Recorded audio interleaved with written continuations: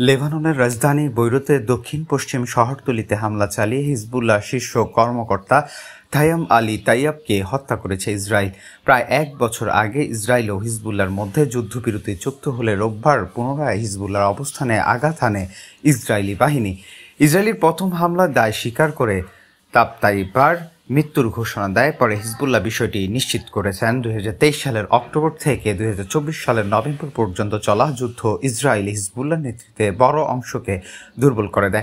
পরে যুক্তরাষ্ট্রের মধ্যস্থতায় যুদ্ধবিরতি হয়। 1968 সালে জন্ম নেওয়া তাই ইরানি বংশোদ্ভূত পিতার সন্তান। তিনি হিজবুল্লাহর দ্বিতীয় প্রজন্মের গুরুত্বপূর্ণ নেতা ছিলেন এবং সিরিয়া ইয়েমেনের সংঘাতে সক্রিয় ভূমিকা রেখেছিলেন।